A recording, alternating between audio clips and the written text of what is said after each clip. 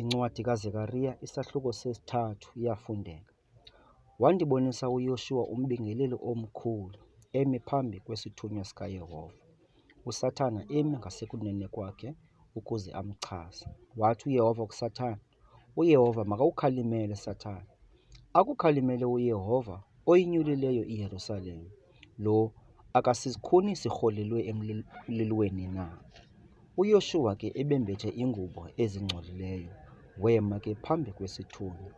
Saphendula sathetha nabemiyo phambi kwaso sathi, "Zisuseni iingubo ezingcolileyo kuye."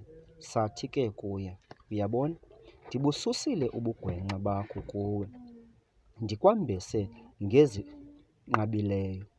Ndathi ke, "Mabambeke umkhonto ohlambulukileyo entloko." Bambeka umkhonto ohlambulukileyo entlokweni yakhe, bamambesa ngengubo saye isithunywa sikaYehova simi.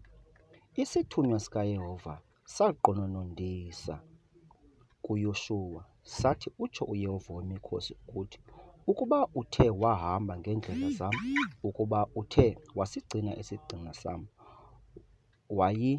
woyilawula wena indlu yam, wozigcina iintendelezo zam, ndikunike ukuhamba phakathi kwabo bamiyo apha.